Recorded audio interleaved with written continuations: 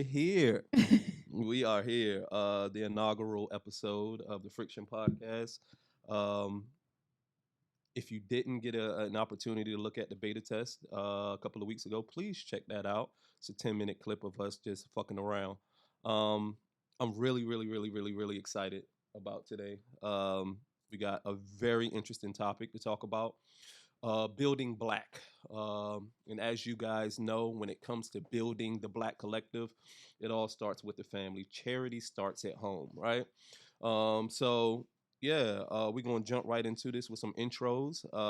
My name is Duron Flood. I am your host, and I have my co host down here, a good brother, William and Zaya. Hello, hello, hello. I'm not a brother, but okay.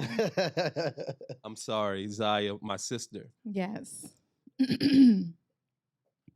All right, go ahead, Zaya. Okay, so I'm Zaya Like Fire, and I'm here to do all the things that you like for me to do. I'm going to make sure you guys are entertained. Trust me.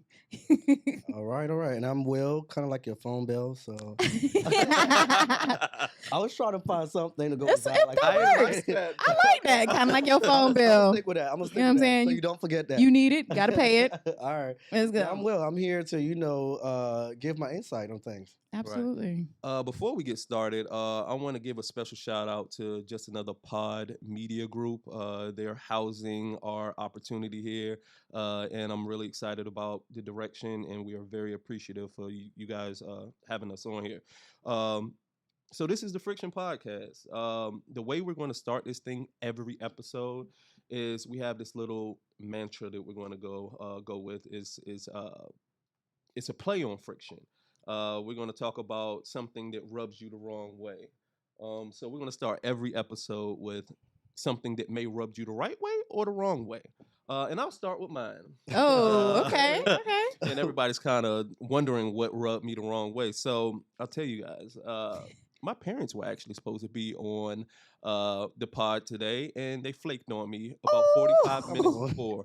And I think that rubbed me the wrong way. I don't know if that rubbed me the wrong way. That actually rubbed me the right way. Let me tell you how I think about that.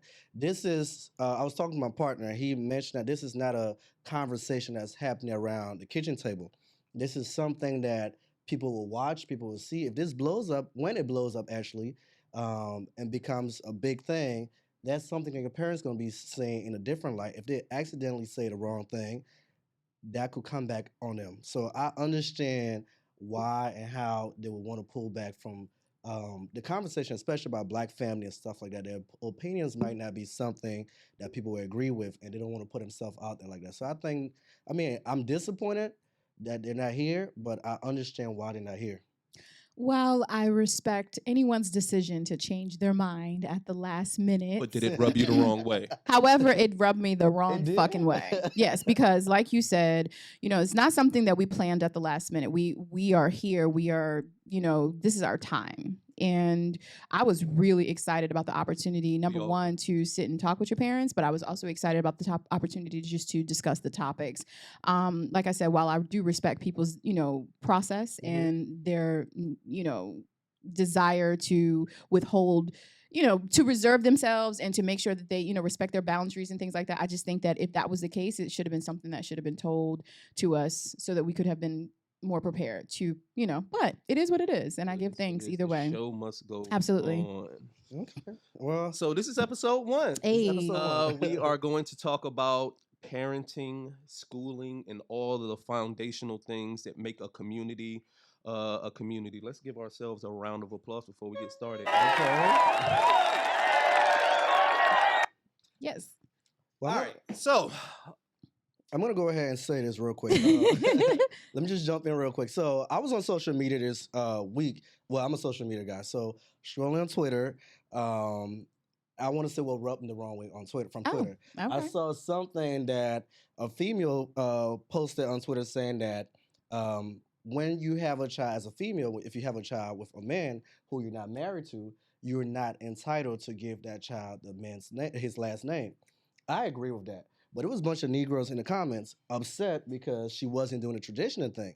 And my stand is that if you want something traditional to carry your legacy, get married to her first and then have a child by her. if you're not married to her, she's not. This child can carry her name. There's nothing that says that this child doesn't carry her legacy. Right. So two things. Okay. Did you look at the comments? I did. I read most of the comments. Could you tell me whether or not if it was male or female that were swayed into one way or another? Because that matters. Most men were on the side of we want this child to carry our name, Regardless if they're married or not. whether they're married or not. And a lot of the females were saying that, well, if you feel like this guy shouldn't carry his name, your kid shouldn't carry this guy's name, then don't have a child by this man. Right. That's what most of the females are going with. So I saw towards the end, most of the females was going towards their opinion of the guys, which was very shocking. That females weren't agreeing with the female who tweeted the message. What do you think, Zaya? So here's my thing. Marriage is an institution, okay? And legally, if you think about it, okay, so here's a funny thing. We actually go and apply to do something that's technically considered illegal. You have to go and apply for a license to get married, right? Okay? Right. So technically it's illegal to get married because you have to go get a license to get married. Okay, so it's an institution. So according to the Bible, and before before they decided to require us to have a license to get married, going into a woman was marrying a woman, according to scripture. Okay. Really? I'm not a super, Bible thumper by any means of the stretch. However, going into a woman is marrying her, connecting with a woman. If you create a child with someone and you decide that you want this child to have that man's last name to carry on his legacy because of this, that, and the other, I think it's completely okay. I did hyphenate my children's names. Okay. So my daughter has her father's name and my father's and my name. What was your thought process about that? At the time, it was something that for my daughter, it was something that I did because I saw someone else do it. So just to be all the way 100, it was because someone else did it. When it came to my son, I wanted him to have his father's last name. I did. But I also wanted him to have my last name because I felt like my last name had some significance according to the fact that we weren't together and I was going to raise him. But I did want him to have his father's last name. So that's why I went the hyphenated direction. Now, with my last son, I didn't hyphenate his name. His dad actually didn't even give me a hard time about it whatsoever. And he just has my last name. And he was the most instrumental in raising my boys, which is ironic. So, it's like, it's a decision that you make based on, I guess, the status of the relationship. If you're not really fucking with the person like that, probably not. You know what I'm saying? But if it's like, say, for example, we're not technically married, but say we've been together for a couple of years and we decide to have a child, or we have a child, we weren't necessarily planning it, but it happened, I would absolutely give my child his last name. Absolutely. No problem. I mean, I understand that part, but this is, I think the cases they were looking at, or what they were speaking on is, you just messing with this person and it wasn't a strong, maybe the relationship was a month or two, or dating the person for a couple of months or so, they would have mine. Having a child by that. I think if it's not a relation, if we're not we don't have some sort of established relationship and we haven't had an opportunity to communicate about that, I wouldn't just be like, yes, he needs to have his last name. No, I wouldn't do that. So at first I was leaning towards William about the traditional aspect of it. If you want your child to have that person's name, you need to be married, following all of those rules. But I actually like the idea of having the dual last name, even within marriage too, because I'm big on legacy. Yes. Right? And as manly and mannish as I can be, you also need to be able to acknowledge the female absolutely within the relationship. And I don't have a problem with the hyphenated last name. I think it's respectable. Absolutely. And I think you honor both parties because they're contributing to one thing. They should be both contributing the same amount to one person. Yeah. Okay. Well, that's basically what rubbed me the wrong way. So what rubbed you the wrong way is that a man would feel like it's his right to have the child have his last name. Yeah, it's right, traditional. It's my legacy. Negro, if you care about your legacy so much, get married first, and then go from there. Don't be having kids by these women around and wanting your name to be floating all over the place. That's how I feel about it. Yeah, I respect it. Yeah, I get it. I absolutely respect it. Parenting is a tough thing. I've seen. I'm not a parent per se, but I see so many different styles of parenting. Before we got on this set today, I've just found out that there are actually 9 parenting styles. Hmm. I didn't know it was that many either. And That's while crazy. I have you guys here, I just want to read one of them: lawnmower parenting. What? Lawnmower. What? What is lawnmower parenting? It's one of the newest forms of parenting. The term went viral in 2018 after a teacher wrote an essay condemning parental meddling. Like the gardening tool that it's named after, lawnmower parents cut down on any obstacle they could stand in that child's way to a great length to prevent the child from having to face adversity or worse, failure. That's doing too much. Mm. Okay. It ain't that No, many. I mean, that's No. not- What I'm saying is them coming up with all these different terms is too fucking much. I'm sorry. Okay. Lawnmower and parenting. Because that just sounds like protective parenting. I You know, like that, though. overprotective. Okay, I you like would. that. But I'm just saying, that's I silly. do. I think the don't like term that. is silly. I think when he read that just now, what I heard was that this is a parent who's Keep it trim. putting money to the side for their kids to make sure their kid is okay down the road, making sure just taking care of little stuff so that your child can have a successful, good, easier. I think the definition was very specific when Okay. they said any and all obstacles that may come into this What's wrong child's with way, that? like being overprotective. Me personally, I feel like kids Scrape need to your damn learn knee a through couple times. failing. Like if you don't fail, how are you going to learn things from your own? Unless you Failing fail. is learning. Absolutely. I agree. Right. So you have to go through those things, and I think lawnmower parenting is bad parenting. I mean, that term wasn't around when my parents were raising me, but I think my parents basically sheltered me, kept me away from everything. And I still turned out pretty good. Right. And so if I had a child, I think I want to make sure that my child is set up for success. And that means making sure they don't have any obstacles in their way and have an easy transition. Yeah, from- but that's not even realistic. Making sure they don't have any obstacles in their way. Yeah, I mean, There's a thing of things were right. helping them to establish their foundation. I get that. Mm-hmm. Making not putting bills in your kids' names so their shit is fucked up by the time that's Right. fucked up. Right. But I'm just saying, like, trying to prevent shit, you're gonna drive yourself batshit crazy. There's no fucking way. And you First of still all, have to every live your child own has a life. different personality, Mhm. and they're gonna do dumb shit. They're gonna do good shit. You have good ones, you got bad ones, you got medium good, medium bad. Like you got all kinds of shit. Like there's no way. So if you spend all your life, Mhm. all your time as a parent, trying to focus on trying to prevent fucked up shit from happening to your kids, you gonna miss a whole lot of time of your own life. So let me ask you, what type of parenting style do you? Hey, I'm glad you brought that up. I was just waiting for you guys to bring it up. Okay. So, Okay. all right. So a little bit of background about myself. My mother was addicted to crack cocaine. By the Okay. time I was in 3rd grade, she was out in these streets and there was no coming back. I love all of the positive aspects that I got from my mom. My mom was a hustler. She could sing. She passed that down to, my children, and musically talented. My mother had a record deal many moons ago. But, crack cocaine hit and it just hit hard. And so that was that. So I did end up having to live with family members. I was in foster care and I had a child, my first child, by the time I was 17 years old.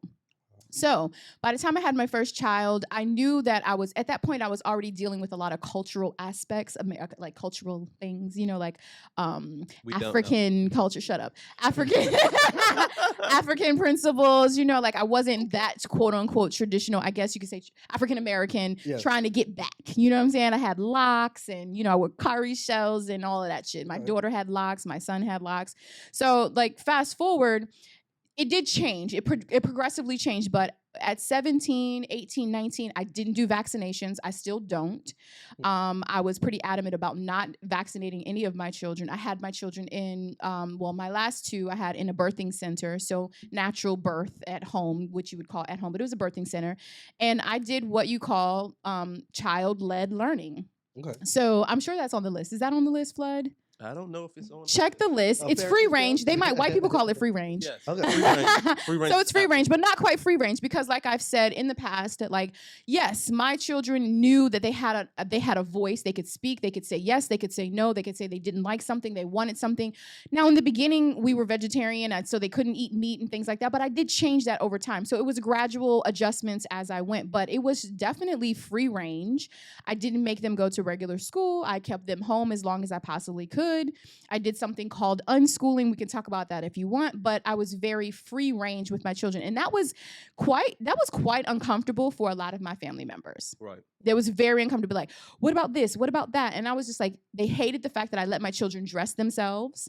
So they shit never matched. You know what I mean? I didn't clean up behind them all the time. I made them clean up. If they didn't clean up the way I needed them to, I had, solutions for that.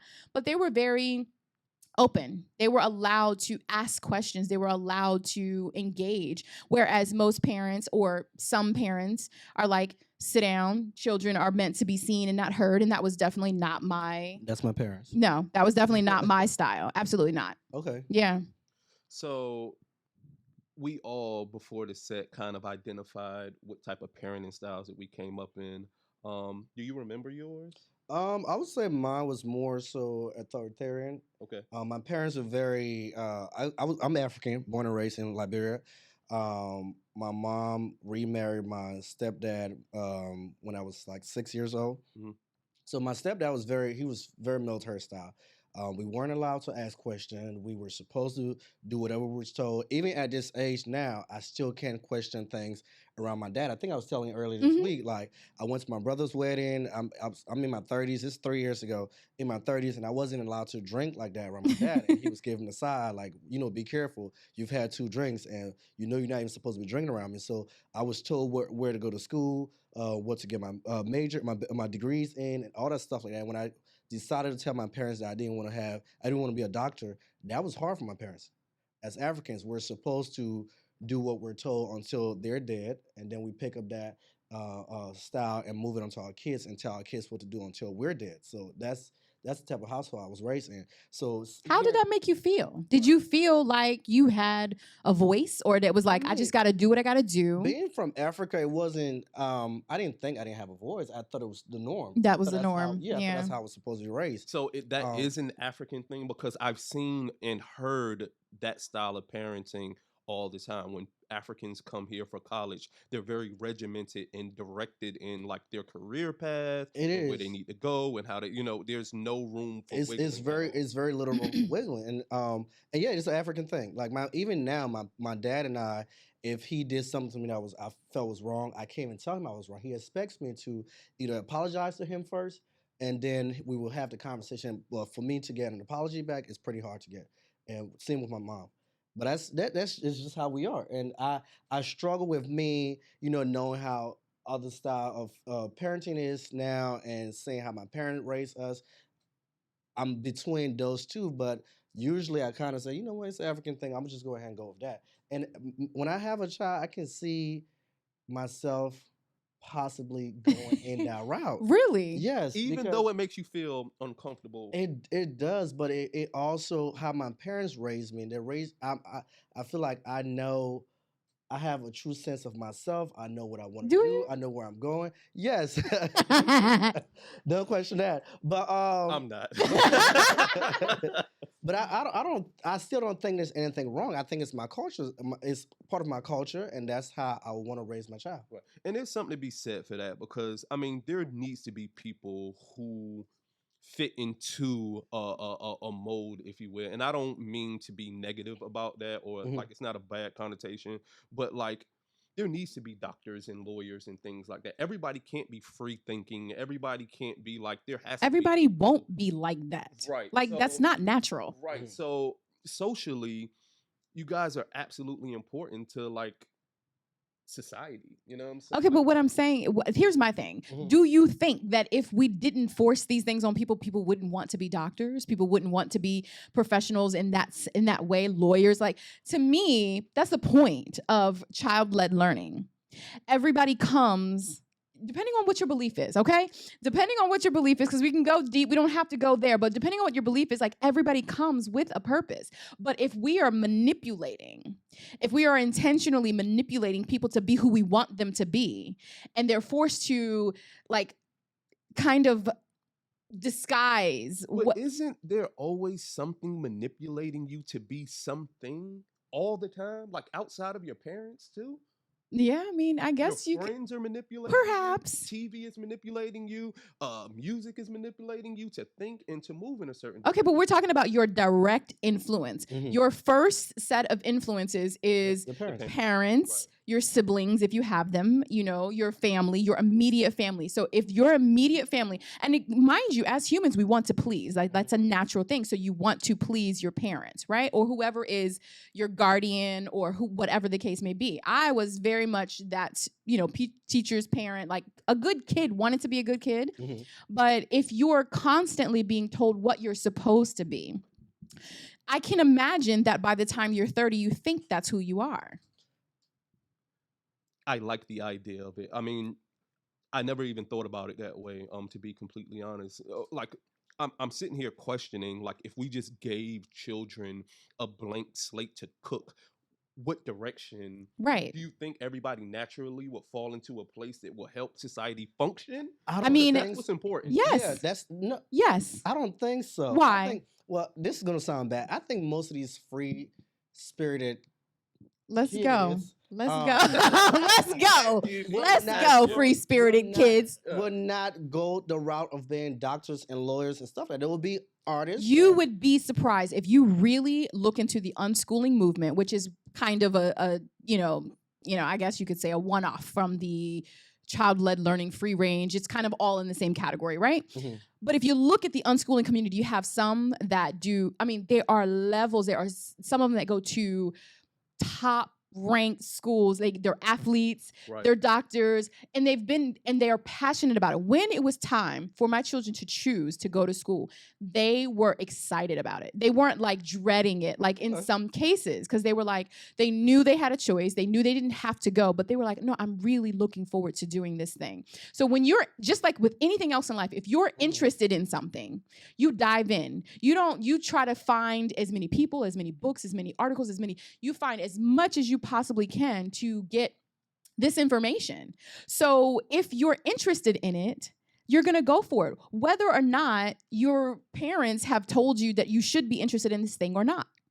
I want to know where's the interest coming from though. So how do they become interested in something that they've never been exposed to? All they Well, know that's the is- point. You child-led learning is allowing them to be exposed. So they're exposed to life. So they see doctors, they go to the doctor's appointments, right? They see people in the community. They see their uncles who might do things. They see their aunties who may do things. They see what their parents do. All children don't like to read, but some are avid readers. All children don't, you know what I'm saying? But you have some parents who that's what they do. If you read to your children, and I honestly do not remember teaching my son how to read. I do not remember teaching Zakai how to read. I honestly do not know how he learned how to read, except for he might have, like Inez used to play school with him. Wow. I do not remember how, I promise you. He just knows. Okay, so here's the story. We went to the DC Zoo, and he kept saying, can you read that? And I kept saying, yeah, I can read it. And I know my son, right? I know Zakai. Zakai, when he was learning his letters, because I would buy them stuff from, they would go to the library and we would have little workbooks and shit, right? And he would always say, and this is how he is as a person. So he was like 2.5 to 3 years old. And he'd be like, I'd be like, Zakai, what letter is that? And he'd be like, it's not an H, but it'd be an H, right? But he would say it's not an H. Mhm. So he was watching my body language because like he would do it in the past and I'd be like, no, it is an H. Or you're right, that's not an H, right? So I'm not gonna get it right or wrong. And that's exactly how he is to this day. He'll be like, Mom, you don't want to take me to the store because I need something to eat. Like, you know what I'm saying? So you start to pick up on your children's personalities. I have a very hippie daughter. Zakai is very like, he didn't like to spend the night at other people's houses. My daughter was a spend the nighter. You know what I'm saying? When we went to the playground, Zakai didn't hang with the other kids and play with the other kids. He sat with me. My daughter, he had to like, Niza, you hold mommy's hand when you cross the street. Like, I was like, calm down. Like he was very intense as a kid. So you start to like pick up on their personality traits and then you start introducing things to them. You see the books that they pick out. You see the things that they're drawn to. And you just go from there. It's really just about getting to know them. At least for me, it was. Well, I want to know. I don't know how you didn't talk about how. Right, I was going to get into mine. that's what you're coming to- oh, my I'm bad. an Go ahead. information guy, so I was actually pulling up the wiki on mine. Okay, cool. And it's weird because like when I heard you talking about your dad, I I heard a lot of my dad in here, but as I read the definition of tiger parenting, Oh. it's Okay. actually a mix of what I think parenting is and the authoritarian parenting. And so, by definition, tiger parenting is a form of strict and demanding parenting. Tiger parenting push or pressure their children to attain high levels of academic achievement Yes. or success in high status extracurricular Nothing activities wrong with that. such as music or sports. Mm-hmm. That is my dad Okay. in a nutshell. Like, I don't remember a time where my dad, as I was growing into the person that I am, he wasn't pushing sports onto me. Mhm. Like, it was my life. When I couldn't run track, I was still at track meets. He was conditioning me Yep. to be a runner. I was over their house 2 weeks ago, and I looked at my second grade. My second grade, you know, you take the photos and stuff like that. I had a football in one hand, and then I had a Penn Relays 1991 Oh snap! T-shirt We used on. to go there every year. I wasn't playing any sports then, like none. But that conditioning. Yep. And I remember when I first decided I wanted to get into sports, my dad was just like, well, what the hell took you so long? You know what I'm saying? Like, that's what time he was on. And I have so many stories about like my dad just pushing me in sports. I mean, he never missed a track meet. It didn't matter if it was California or Tennessee or New York or Mississippi. He was there at every track meet at the starting line. That's where he was. Right there, you can look up everybody who was a teammate or a friend. They knew where my dad was going to be. That was his thing. He was a sports guy. He wanted his son to be a sports guy, and that's what was pushed on me. Was there anything else you wanted to do?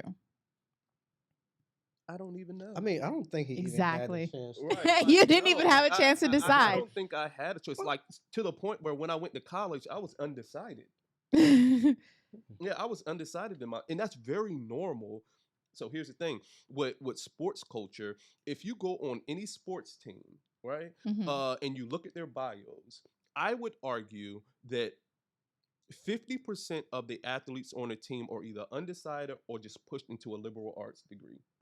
Mm. Sports psychology. Because it was because your focus was just sports. just sports, Mm. just sports, 120%. Okay. So, but even with that, like, because he demanded so much from me, and I learned about like goal attainment, you know what I'm saying, like setting goals, and just reaching far and in between through sports, I was able to use that in my professional life. Absolutely. You know what I'm saying? Yeah. And so, like, there was a lot of good that came out of that, because I know what it's like to bust my ass and, you know, try to be the first person across the line. The professional sector is much, much easier than competing against literally the 1%. The 1% doesn't reside in Norfolk. So do you feel like when you decide to have children, that style is Oh, yes, absolutely. so you're going to decide for your child what they're going to be. And how do you think that's going to affect you if they are the opposite of that? Negatively. Absolutely. I'm going to shut down. His parents decided for him. I think he turned out pretty well. Right. So. Well, yeah, and it works like that in a lot of cases, but there are those cases where it causes friction. Right, for sure. You know? I couldn't imagine my son. Would you be pushing- open to your child not being that which you decide from the beginning? Because you can start it, but then you may have that child that has your spirit and says, like, I'm bucking. So Right.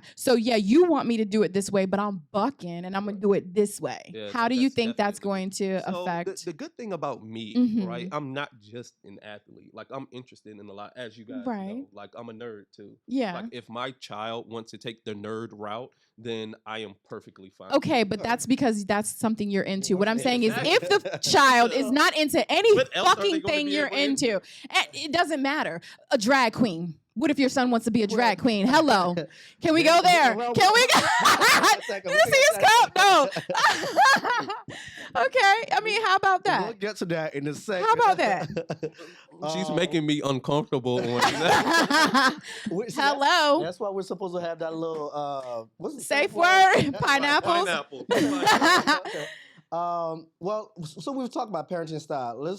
I want us to shift a little bit over to how do we become a parent? Oh, Okay. Well, I know how to become a parent. Well, I know how to do I it. mean, we know that. So I was talking to you this week. I think it was Okay. Wednesday, and I think I told you, I said, hey, if you have a homegirl Mm-hmm. who wants to carry my child, and doesn't want to be responsible for the financial side of things, Okay.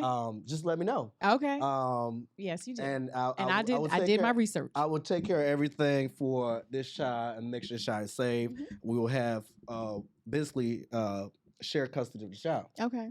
And the reason why I was asking you is because you have a unconventional Yes.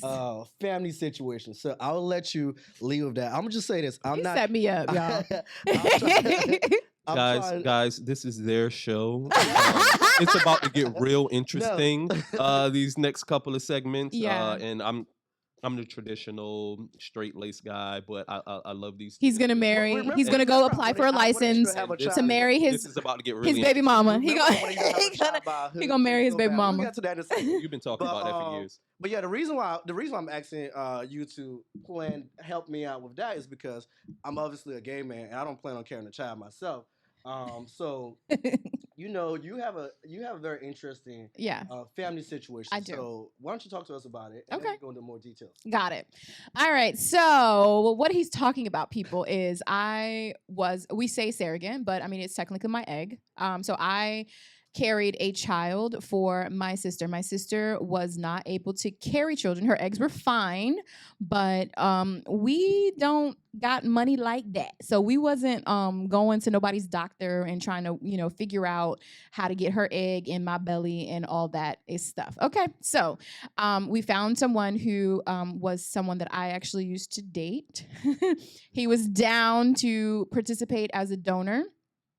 And I was pregnant. I got pregnant. I had this baby for her, had a little girl, and she has raised her from the beginning. So that is one of the children that I did have at a birthing center. My sister attended all the meetings, and we treated it just like a very surrogate type situation. Like she took care of everything. She, had to buy everything, and she was at all the appointments, and she was really disappointed it wasn't a boy. I knew it was a girl. I dreamt about it. So she's been raising, I guess you could say, technically my daughter, as her daughter. She does know that I carried her in my belly. She does call my daughter and my sons sister and brothers. Those are her brothers and her sister, but she calls me auntie. Okay. And she knows, to the extent that, an 11-year-old child could understand, right? So she's, as she grows, but it was never meant to be a secret. We talked about it amongst the family, at least the direct family, like my brothers and my children knew about it. Even when we, were announcing it, like I sat my children down and we're like, Auntie Reese, blah, blah, blah, da, da, da. And she's raised her. And it's been challenging because like she definitely raised her differently than I would raise my children, but I had to be hands off. Once I gave birth to this little child, I breastfed her for the first couple of weeks, and then she was off to the races with my sister, and she has a relationship with the father. It's beautiful, but it's very unconventional, and I think that there has been some issues. I will say this. There was some separation anxiety that I think that my child did go through. Did you go through any? No, I didn't. I mean, from the gate, mentally, I was prepared for it. Okay. I think there are times where I have maybe a feeling of, damn, like, I wouldn't have done it like that. She vaccinated her. I absolutely wouldn't have wanted that to happen. You know what I mean? Like she does it differently, but I do respect my sister's ability to raise a child. She loves her. She set her up. She has life insurance. She has a home for her. She's purchased a home. She's married. Like she got it together. But it was hard seeing her feed her things that I wouldn't feed my children, watching her get a little chunky. You know what I'm saying? Me wanting to say things, but like I have to respect that I'm not raising her as her mother. Was there any decision that she consulted you? No, absolutely not. For Okay. what? It's her child. It was a decision made beforehand. So she didn't have to consult me on anything. There were things that in the back of my mind, I'm like, damn, how would it look if I had to take her back? You know what I mean? Say something happened to my sister and I would be the first one, because on the birth certificate, it's me. Okay. Yeah. So yeah, it's definitely different. That's different. What's your idea of, creating a family like? 'Cause you more on the traditional side. He said he gonna marry his baby mama. Well, I mean, for the longest, I honestly, I used to tease him all the time. I said, I know he's gonna get some chick who lives somewhere around his gym pregnant. And, it's gonna be a hood chick, and My gym is in the hood. it is. But what is your idea? I mean, the traditional way: getting married first, having a child, Yeah. and Yeah, definitely like super traditional. Getting married first, and then having a child maybe within the first 2 years. Are you okay with being with someone who's already had children? How do you feel about that? And raising someone else's child? I would, but I prefer not to. My girlfriend now doesn't have any children, and yes, I enjoy the fact that I'm not in a situation like that. I mean, But one thing that I want to make note of, my child, and this is kind of off topic, but it's still within the same realm. My child is not going to have neither my last name or my wife's last name. We're going with black. okay, We're going with black. We might go with black. as in black, the color black. Yeah. Okay, that's color different. black. And you guys know where I stand with Yes, yes. with the slave last name. I actually wanted to change my last name, but my dad threatened to disown me because he's married to that last name. But yeah, when I have children, they are absolutely not going to have my last name. I might just make something up completely. But I cannot uphold this last name, not with the next generation. I just it makes me feel a kind of way that I'm literally building. I'm doing stuff that nobody in my family has ever done before. You know what I'm saying? From building a business to being the first person to graduate from college. And I'm pretty sure there's a white dead man that's very proud of me because I'm carrying around his legacy. That is ridiculous to me. I'm not doing it anymore. Have you been rubbed the wrong way? Yeah. Good that Lord. absolutely rubs me the wrong Rubs way. you the wrong way. Okay. Well, I have a friend who lives in Atlanta. He and his Spicy. We about to get Super spicy. spicy. Well, I'm no, so I excited. wouldn't say spicy, but I have a friend who lives in Atlanta, and he and his husband. Actually, I think that might be him texting. Yeah. So he and his husband have they've been trying to have a kid, and they found a surrogate who they went through a whole process. Unlike your process, they went to the doctor, and go ghetto over here. so they got the female pregnant. They have some type of arrangement where she gets to live in the house with them. Mhm. She has custody of the kid just like they do, and she's allowed to have her partner, boyfriend, husband, whatever it is, move in with them. Mhm. I want to know the thought process that they had when they decide to do that. So I'm gonna go ahead and give them a call. I think that's really interesting and really cool. Like, I mean, like in my example, in my case, we did ask beforehand, like how he felt about participating in the child's life. And he was like, I mean, it's open. I'm here. I want to definitely be available and to be supportive. But I'm going to leave that. He basically was like, I'll leave that up to your sister. Okay. So, and then over the years, they just sort of developed their own relationship, and it has worked out where she definitely has a chance to spend time on both sides. But I don't think that was the initial plan, like for Livingston. So I think that's really cool. I do. Right, so I'm going to go ahead and give my friend a call. I'll give him a quick little, just so he know what the conversation is about. I'm going to go ahead and give him a quick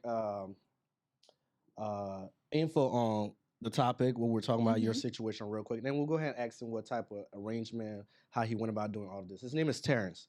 So let's see here. Hopefully he answers. I remember your white friend not answering last. Whatever. Speaking of white people, no. That was an interesting one. Yeah, I had a little incident. Flood didn't want to support me on today. Hello, Terrence. Yes. Hey, this Will. Hey. Hey, man. What's up? Welcome. I got my Hi. co-host over here. Daron is here, and Zaya like fire. is here. Mhm. We're on the Friction podcast, and we're talking about parenting, the new style of parenting, and having kids. We've talked about traditional. One of my co-hosts is more on the traditional side, wanting to have a wife and having a child and all that good stuff like that. and I have another co-host who's on That would be Zaya like Zaya's fire. on a fire, Mhm. like fire. She is on a more modern side of things, where she was able to carry a child for her sister. I know you guys just had a son. Congratulations on that. I was Thank trying you. to figure out what the thought process was going into having a child with a female, being that you're married. What the process was, what was the conversation with the female was like, all that good stuff like that. So if you don't mind, just go ahead and give me a quick little intro on that situation. Okay, so for me, I am a bit older. I'm in my early 40s, and I've always wanted kids, even from a younger age. And I didn't really have a clear path on how to get there when I was just coming into discovery of myself and the life I wanted to, and understand how to navigate through that and have children. Growing up very religious and growing up in a smaller town, it was very Mhm. hard for me to like wrap my brain around how I would make that happen in an Where you from, honest brother? way. Excuse me. Hmm? Where you from? Louisiana. Okay. Yeah. So trying to do like in an honest way where you're not, deceiving the other parent, and just being honest about it. I'm not really wrap my brain around it. So for the first maybe 10 years or so of wanting kids, it was just more so a strong desire and not anything that I really fully acted out on. Over the past maybe 6 years, I've gotten a little more comfortable in kind of where I am, and I had a few different situations before this particular situation. I had a friend that I grew up with. We talked about having kids together, and we tried to go down the path of a lot of different fertility options. And we tried the natural way. We tried with different options, Oh, hold but up, back up. You said you tried the natural way. yeah, we tried several different Okay, but Look, what's the look, natural look. way? Yeah. Listen, What What's was the that like natural? for What's you, the brother? natural way? so say it again. What's the natural way? How would baby? I'm sorry, I just had to. He's very careful. His husband's So, sitting next to him. Okay, that's what I'm saying. Your boo sitting there. Okay, the so natural way. basically, but there was different complications. She was a little older than me, and there was different complications that she was going through just from a fibroid standpoint and Mm, different things with her cervix and things of that nature. So it made it more challenging because there was a lot of different. We tried a lot of different techniques. We tried IUI, artificial insemination, just a lot of different things, but it just wasn't working because of where she was in the stage of her life. mm-hmm. At that time, I wasn't in a space where IVF was really a affordable thing for me, so we didn't go that route. That fizzled out. And then I had another friend that I have been friends with for a long time. We were going to do IVF and partner together, and she had PCOS, which is like I don't know if you're familiar with PCOS, but it can affect you being able to get pregnant the normal way because you may have irregular cycles. Right, You may have the egg reserve, but you don't have the right. normal cycle. Right. So so we actually going down the route of IVF, and we went through the first cycle of IVF, and that didn't work because we ended up with two embryos, and one was missing a chromosome, and one had an extra chromosome, so we Oh, couldn't do implantation. It's an emotional journey, so for her, she kind of bowed out because emotionally she couldn't handle the disappointment of going through a cycle and it not working out. I can right. imagine.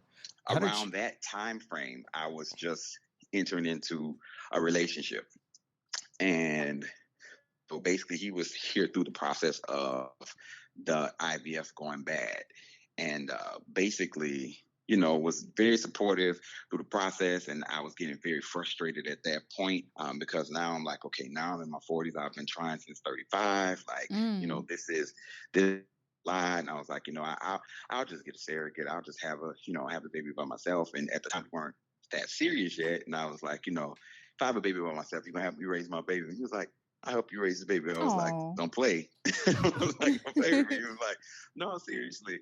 And at that time, we decided that's what we were going to do. That relationship, to make it short, developed, grew. We stayed together, ended up getting married. In the process of our relationship, we had picked out donor eggs and decided we were going to go the surrogate route. And I just had a feeling to try one last time to see if I can go. Because I'm totally fine with children having dads and two moms, depending on what kind of relationship you're in. But I do see the value and the of having a paternal and maternal presence in a child's life. Okay. Very good. And that's just my personal, Yeah. opinion. Some people have different views on it. I think, your lifestyle, if you choose to Balance. love, totally different than wanting to make sure your children have a solid balance, Yeah. as they grow into adulthood. So I did that one last try, and I met a girl, and she had the same desires as me, Oh. and she is in the same sex. Well, she was in the same sex relationship at the time. They had just broken up, and a part of the reason why they broke up is because she did want to have kids, but she wanted her kids to have a dad, Mhm. and her Look at partner at the that. time wanted to raise the kids with just them and didn't want a man present. Mhm. And she wasn't comfortable with that. So their relationship fizzled.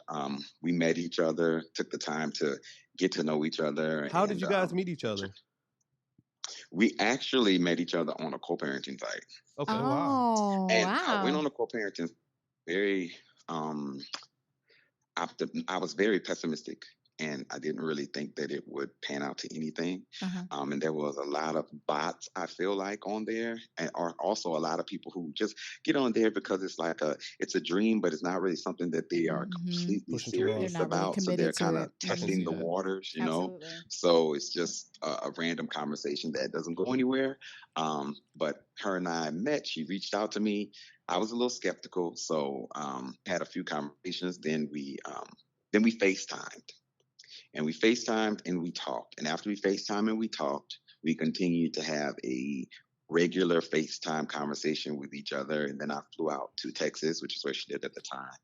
And we met. I met her family, her whole entire family, and she met me. She met my partner, and we all had a really good time together. And our energy, our personalities, even our dispositions worked really well together, her and I. So it made it really easy to decide to continue the process as we grew and looking into options of what we wanted to do. We came up with a timeline. And long story short, I was just flying back and forth to Texas while we did Was the it doctor's traditional? appointments, and we did IUI. Oh, okay. So You said he's flying back and forth. I'm we sorry. found I just want to know. What is Was it she's a- traditional? she does not prefer any parts of the Got male it. Okay. persuasion. What is IU? So, You said IUI? yeah, we did IUI, which What is is What is artificial that? insemination. It's artificial insemination. So what Okay. they do basically is they will run tests on the female to ensure that her egg reserve is well.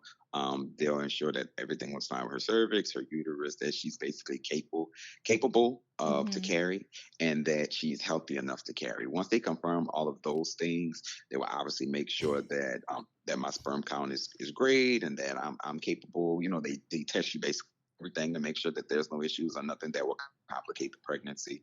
I already knew. I was already in the process of trying for so long, so like I knew my sperm count He was. said, I I knew knew all I was those good. things, so it made the process I a knew whole I lot was faster. good. So we found a doctor there, which ironically, I kind of skipped over the IVF journey the last time, but it was a $25,000 journey. Oh, Just so you My baby. guys know. goodness. Now that doesn't Shit. include the rest of the journey. That was just the part that we went through that He didn't got work out. So if we money. would have continued, it 25. would have been more money.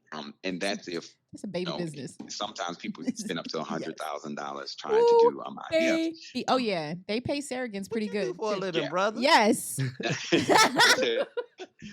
I have a corporate job, but I tell you Okay. what, one of the things that that's really great about IUI that I think a lot of people don't know, it's very great to educate yourself and understand and know the ins and outs of how pregnancy works. And if you are a female and you have insurance, you go to your OBGYN, you can go to a women's clinic or women's hospital, and you can get these tests ran to go through this process, and your insurance will cover most of it as Mhm. long as you go and you say me and my partner trying to have the kid. You don't necessarily have to divulge all of your, private information to that service. You just let them know that you and the person you're with were trying to have a child. And long story short, the only thing that we had to pay for out of pocket was the actual insemination, which was Yeah. like, I think, $200. So What? That's not. That's what's yeah, nothing. up. $200. Her insurance covered Oh. everything else. So we tried the first time, it didn't happen, and we were pregnant and tried. Okay, so did you talk about raising the children a particular way beforehand? We did. And that was the whole, like, for the lack of a better word, courting process. Mhm. We Okay. got to know each other, kind of talked about views, talked about our expectations as parents, Politics. what we want for our children. And the good thing in the situation is that because her and I basically have the same sexual preference, Mm-hmm.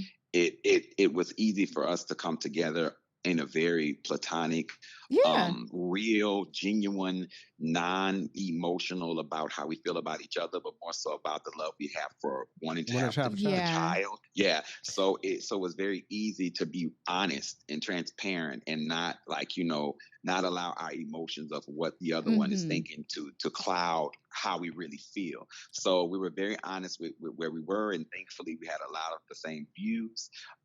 She was open to relocate.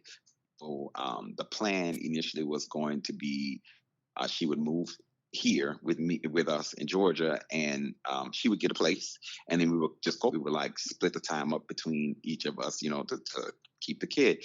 And then after we were pregnant, about 3 months in, it was nearing Christmas time, and her plan was to come maybe right after the baby was born. And then we talked about it, and we've always been on the same page, which is great. She was just like, I was thinking maybe I should come at the beginning of the year. And I was thinking the same thing. Maybe you should just come after Christmas, and you can just come and stay here, and we can we can find you a place, so on and so forth. I have more than enough room. She moved down right after Christmas, and we decided to keep the situation permanently that way because we get along so great. And it would be better to have both of us, well, the three of us in one house Yeah. rather Okay. than Absolutely. That's rather than beautiful. going back and forth. And it gives flexibility. It's single parenting is no joke. And I know. I applaud I'm- every woman that has a child on her own or Mm. multiple children on her own. Mhm. And if any dad who by chance has to raise Yeah. his child alone, it is raising a child with a parent, with another parent, is a lot. Being yeah. alone is something totally different. So having the support system there together, it gives us the opportunity to still live our life and still have the support that we need, Let me in raising him. let me ask you real quick. Is there any legal protection that you guys might have, or anything that you guys had to do to make sure she was protected when it comes to the custody of this child down the road? Well, we in the past we had talked about writing up a contract and like doing like, figuring out custody and, I would have him this time, she would have him this time, and so on and so forth. It never. The good thing is she's fairly independent, and she's an alpha female. Last name. So she's one of those females where she wants to take care of herself. She's not looking for a man to take care of her or take care of her children. She almost wants to contribute. She feels uncomfortable if I'm doing everything and she's not contributing to the house. What about last name? What did you guys do for the last name? I'm sorry, he has my last name. Okay. Yeah. So he has my last name. So what is your partner? What is your partner role in all of this? Like, good question. Is he including anything? Is he just your support system from your side? Do he have any legal right? Anything at all? How old is the baby? So the baby is only 6 weeks old. Oh, juicy. Yeah, okay, baby, new baby smell. But when he gets older, is he going to be able to call both of you dad? Well, that's something that I've been like trying to work through, figuring out exactly how to an environment that makes sense and that's not crazy. Okay. So I want the respect level in verbiage to all parents to be correct, but but I'm trying to figure out a way to make that happen, and there's still a clear understanding of the complete dynamic and structure of the household. Because, and the reason why I'm saying that is because, I'm, like I said, I'm a little older, so they're both younger. My baby's mom as well as my they're about You got a baby mom, bro. You got a baby mom, bro. That's so cute. All right. Let me ask one last question. Let me ask one last question real quick. Do you see her? I know she's in the house with you guys. Is there a plan forward? Not to put your business out there, but I know you guys plan on getting a new house, buying a new house soon. Is there a plan forward to have her move into that house with you guys, or is she going to eventually move away up into her own place and you guys just co-parent? No. She's currently in the house with us now, and the new house is catered to all of us. I know that's Okay, right. this is good. it. This is really it. Listen, man. Let me just say this. I know you guys were. Let me just say this. As far as my partner, we're planning to have multiple kids. Okay. And he will have a biological child as well. Yeah, with the same woman? Yeah. No, I think a friend. He talked to me Someone about it else? last week. Okay. No, a close friend of hers. Oh, okay. Oh, nice. Yeah, and it's just very important for me, for both of us to experience, not just kids in a sense of this is my kid, having that biological connection to a child. Because Absolutely. there's nothing like it. Once my baby was born, that connection and that thing that you feel for your child, it's like nothing else. Right. And I feel like it's very important to have that experience also. Absolutely. So we will have a blended as far as the kids are concerned. You seem so very, sweet. very calculated. Your methodology to this whole thing seems to be crazy. Like you had it planned out, man, and it sounds like you're really happy. Congratulations on that, because that's tough.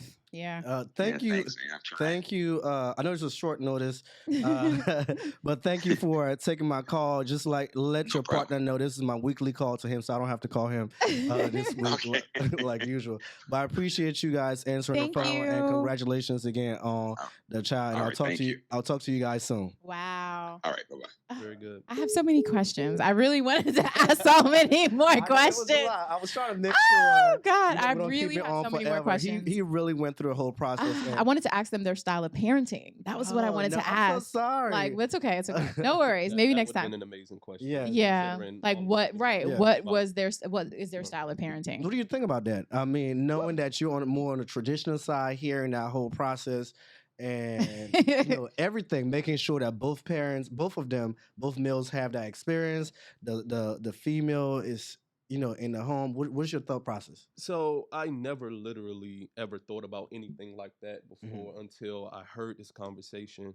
And it spoke to the humanity of the brother. You know what I'm saying? Like even when he talked about the biological piece, you know what I'm saying? Like it didn't, that's not my lifestyle. So I'm not interested in how people maneuver within that lifestyle. Just, I hope you're good. You know what I'm saying? Yeah. But like hearing him vocalize, like the intricacies within that relationship, you know what I'm saying? And again, like that biological connection, and like even the prep work that she was kind of alluding to, like, what did you guys come up with when it came to how you're going to raise your kids? Like he sounded like he was very thoughtful, concise, like and intentional on every step of the way. And as a parent, as somebody who I think this shit, like he deserves that. Most people, I mean, they don't go through those lengths, you know what I'm saying? And I don't know if it's because of his situation, because it's so particular. But like I can see heterosexual people should have the same type of, absolutely, you know what I'm saying, like structure when it comes to having kids. And I mean, because how I'm big on family, you know what I'm saying? And they're going to do well. You know what I'm saying? Like they're going to do well. And I don't even like, again, I don't even hear regular traditional relationships that methodical. It's communication, man. Right. Communication is huge. Like, I mean, I have more than one baby daddy, and they were recently all in the same room. We really can connect if you have good communication. It wasn't always that way, you know what I'm saying? But it was very important for me as a child who didn't have like a solid foundation. Right. When I had my children, I was like, I will never ever like keep my kids from their dad. Like those things ran through my head at that time. But even as I got older, I had to start to humble myself and remember, like, I can't dictate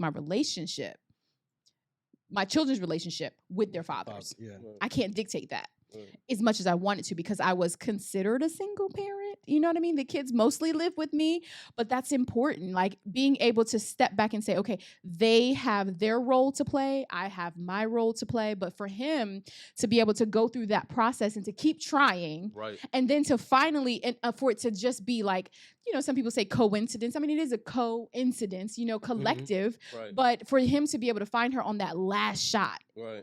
and for her to be the perfect match, Right. and for them to want the same things, like that was divine order. Yeah. So for someone to say that, you know, two same-sex parents shouldn't be raising children, like, fuck you. Right. You know what I'm saying? You don't know what I came to do and what someone else came to do. He laid all the groundwork. He did. Absolutely. All the groundwork. Absolutely.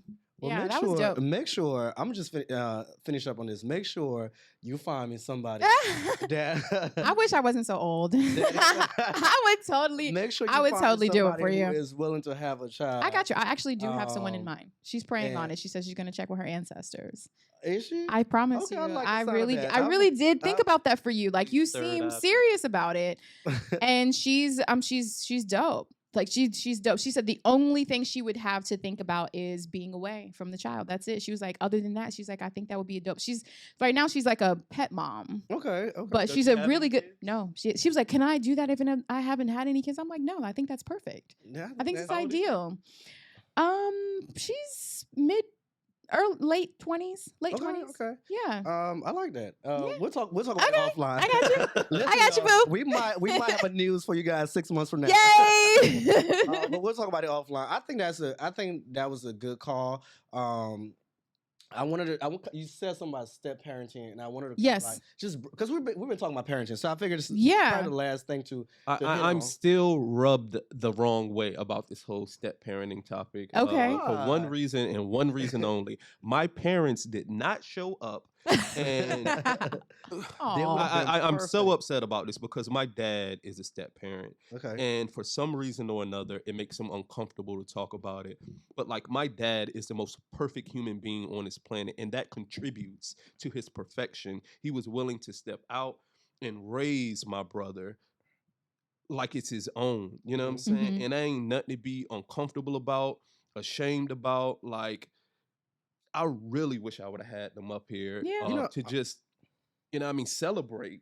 I'm all trying. of that. I'm trying to figure out why most people are uncomfortable with that conversation. I was telling you earlier. I said I called another friend. I said, "Hey, you have a child, your first daughter, and you were married, and your husband is step parent to this child. And I think he does a great job. Will he be okay talking the show?" She said, "Okay, that's fine." And then about 20 minutes later, I got a text message from her saying that he's uncomfortable discussing Mhm. that. And I called my dad to who's my stepdad, and he's raised me since I was 6 years old. And he said that it was too last minute for him, and I think he's uncomfortable with that conversation. But he's been so. What do you think people are uncomfortable Maybe we with? can have a whole segment on step parenting. if we can get our parents to show up, that would be great. I can hold it down. Ain't nothing. I got a couple. You got a couple baby daddies. Don't be hating all your life. Don't be hating all your life. No. Yeah, I get it. What do you think? Well, okay. So I will say this: my youngest child's father essentially raised Zakai. Mhm. You know what I mean? With me, but he did raise Zakai as his son, and Zakai calls him his dad. Right. He calls his dad his dad. He calls his stepdad his dad. He doesn't say stepdad. He says, "That's my dad."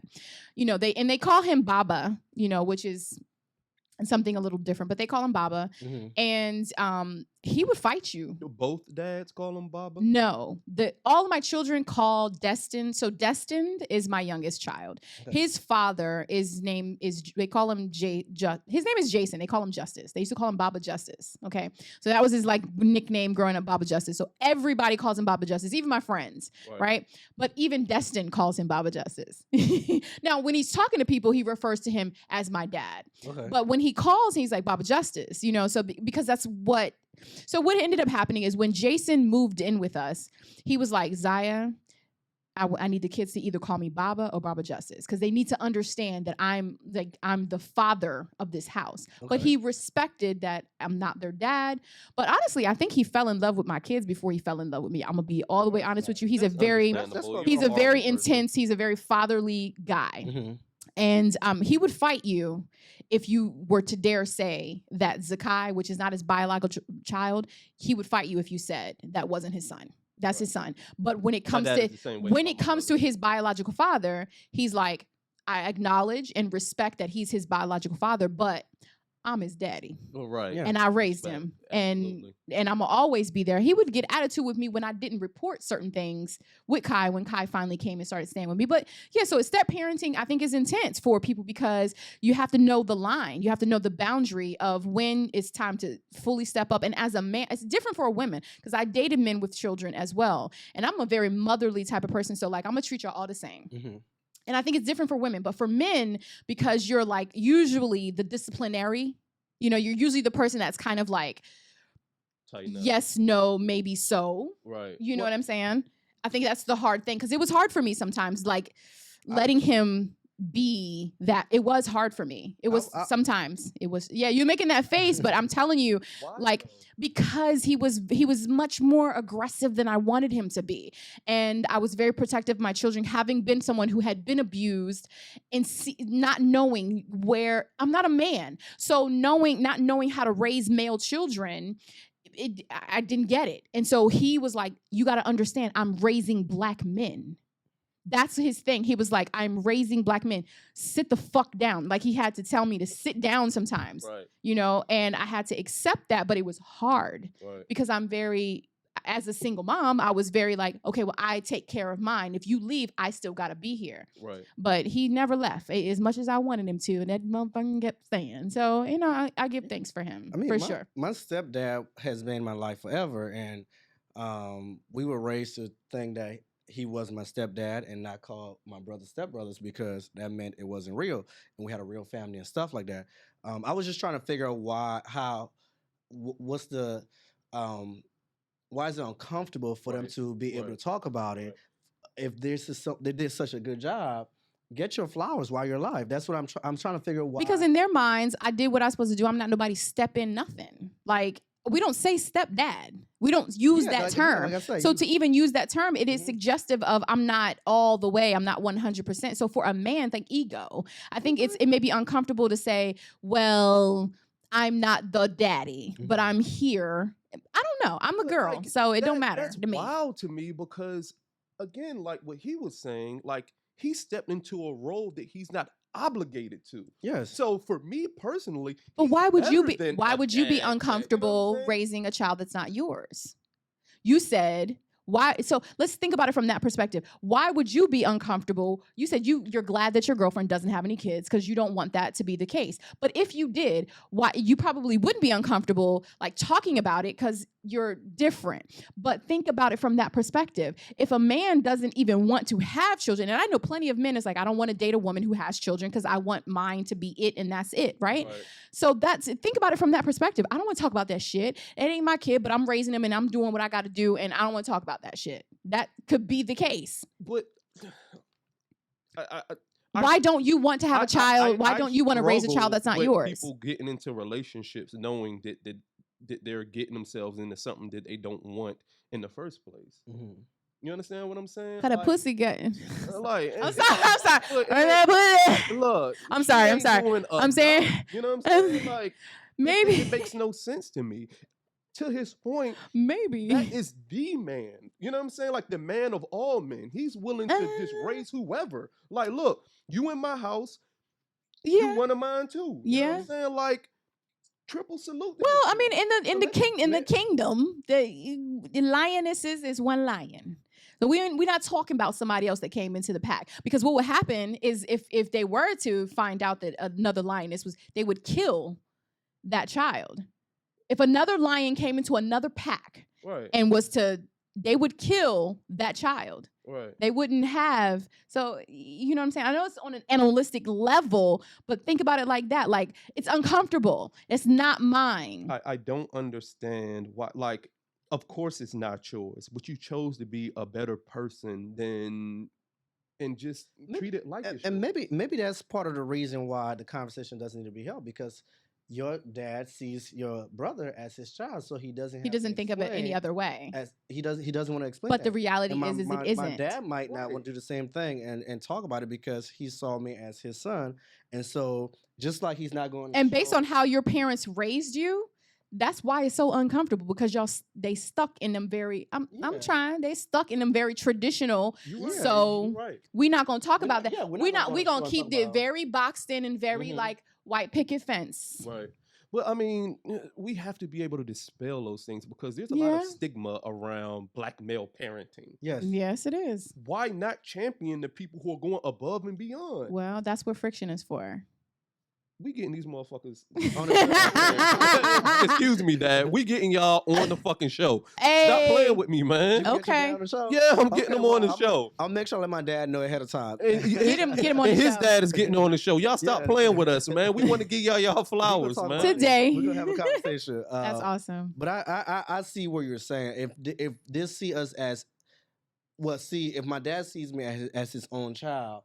What the fuck are we talking about stepping we in? don't need to for? talk about it. We don't need to talk about I it. raised you. I'm as your my I'm child. your daddy. There's no reason to. Yeah. Now I see why we want to talk about it, because there are men out there who are, at our grown age, in our 30s, are meeting women who already have kids. Yep. And they have to know that this is okay to raise somebody else's child and bring them up as your child and stuff like that. And It takes a village. Hearing that from somebody who's older, who's been through the whole process, will help them out, make things easier, Right. so they're not, putting up the peace sign since if you see a female who has a child or 2 kids or stuff like that. They're sticking around and actually saying, it's okay, I can Yeah. raise a child. Yeah, But- absolutely. Yeah. This is Oh. dope. Yeah, no worries. Listen, man.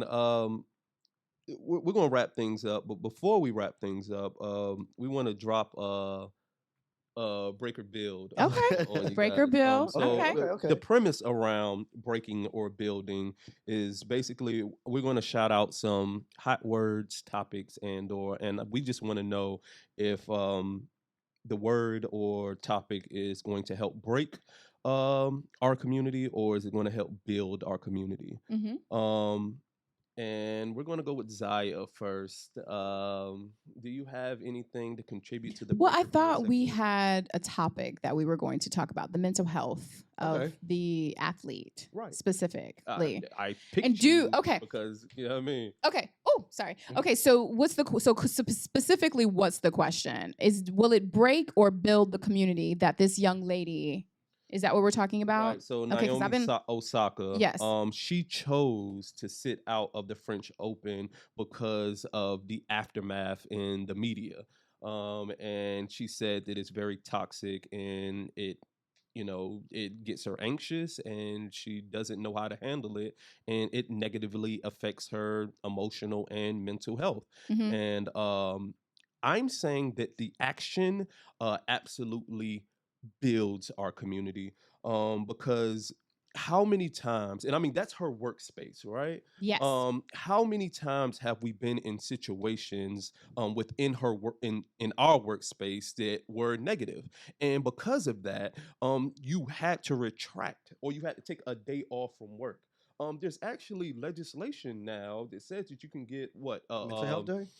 you can get days off for what is it called? Mental health day? Yeah, a mental health day. Which I- is absolutely needed. right. So Yeah. like, isn't that in line with what's going on in her career right now? Hmm. So, Go ahead. okay, for me, I think it does build. It does. It does let them know, like right away, like you're not going to dictate how I take care of myself. And as much as you want to pull from me, like they're pulling from this young lady, first and foremost, they fucking booed her the first time. Okay. So I went back and watched some things because I wasn't that, like involved with it as far as my understanding of it. But I'm like, damn right. First of all, she said it from the gate. You could tell she's been uncomfortable in situations like being interviewed. She's like, what the fuck kind of questions are you asking me? Right. And you're asking me when I'm required to be in a mental state to perform. Right. You're asking me dumbass questions. So I completely respect her position. I do understand what they're saying as far as this whole contractual shit that she's obligated to do. But at the end of the day, I can't perform according to the contract if my mental capacity is all fucked up and screwed up because you're asking me these dumbass questions. So build the community, yes. I think definitely some changes need to be made as it relates to whether or not these people have to like be interviewed or not. Like they beat those athletes up. It's fucking crazy. They beat them up bad too. It's man. fucking crazy. And she's already, and being a child of a parent from two different cultures, you know what I mean? A black father, a Japanese mother, playing for a different country than, just even having to be tugged and pulled on based on those principles alone. Genetically, she's dealing with some shit already. Right. And she doesn't seem like a very extroverted person. She's an athlete. Like, I'm here, I'll do my thing, let me do what I gotta do. So I think it's gonna build the community up for people to be able to speak up about that kind of thing, for sure. And I'll just add, I don't keep up with sports like that, but I'll add that I was reading, and it's good to see that brands and stuff are supporting her. Right. I was reading, it was a bunch of, she has deals with all these brands. They were able to step up and say, we still got you. Take some time off. We think what you're doing is good for you, for your mental health and stuff like that. I think it's very important.